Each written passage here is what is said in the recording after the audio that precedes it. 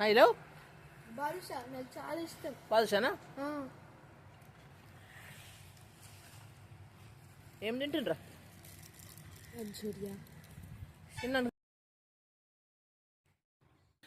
నమస్కారం అండి. మా తోటలకు వెళ్ళాను, తోటకూర కొరకు వెళ్తాను అన్నట్టు అప్పుడప్పుడు. కానీ అక్కడ ఒక చెట్టు ఉంది, చాలా పెద్ద చెట్టు ఉంది. ఆ చెట్టు చుట్టూ ఇలాంటి క్రోటన్స్ పెట్టి కృష్ణుని పెట్టాలని అనుకొని, అది కూడా ఏదో ఒకటి నాకు చేయడము ఇష్టం అన్నట్టు. ఆ చెట్టు కింద ఏదో ఒక బోస్ కనిపించింది. అయితే అక్కడ వర్కర్ కొన్ని రౌండ్ గీత గీసేసి కొంచెం తవ్విపించి చుట్టూ ఈ క్రోటన్స్ నేను కొన్ని వందలు తయారు చేస్తున్నాను. ఎందుకంటే ఫస్ట్లో మాకు ఒకటే ఉండి, తర్వాత కొన్ని వందలు అవుతున్నాయి. ఎందుకంటే ఎక్కడ పెట్టినా బాగుంటుంది. మనం ఎక్కువ పెద్ద నీళ్ళు కొంచెం పోసినా అది సెట్ అయిపోతుంది. ఒకరోజు పోయకున్నా ఏం కాదు ఈ క్రోటన్.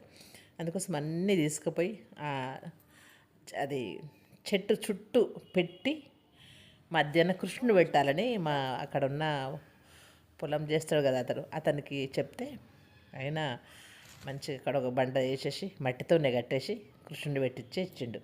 ఇక ఒక దండ తీసుకొని పోయి కృష్ణుడి కొనుక్కొని హైదరాబాద్కి పోయినప్పుడు కృష్ణుడి కొనుక్కొని వచ్చి అక్కడ పెట్టి మా మన్మరాలు వచ్చినప్పుడు అప్పుడప్పుడు పోతే, అంటే అది కొంచెం ఫస్ట్ పెట్టిన అనుకో, తర్వాత మెల్లమెల్ల కొంచెం ఎత్తు పెంచి చెట్టు చుట్టూ బృందానం లాగా చేద్దామని ఒక ఆలోచన.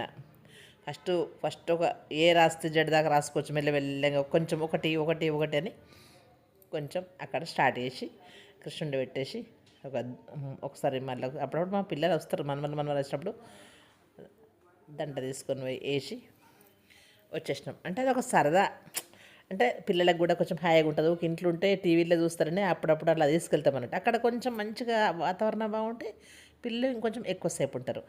అక్కడ ఉన్న పొలం చేస్తే ఆయనకు పండ్లు ఇచ్చిన అన్నట్టు. ఎందుకంటే ఆయన ఏమీ తినడు, ఆయనకు కొంచెము షుగర్ అంట, అన్నం కూడా తినడు. అందుకోసం ఆయనకు ఫస్ట్ అదేంది పపాయ, జామకాయ మట్టుకే తింటాడు.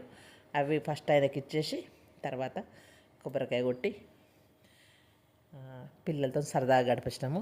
థ్యాంక్ యూ అండి. అది ఇంకోటి ఏంటంటే కొంచెం చిన్నగా చెట్టు కింద పెట్టి మెల్లమెల్లగా దాన్ని డెవలప్ చేసినాక మీకు చూపిస్తా. థ్యాంక్ యూ అండి, ధన్యవాదాలు.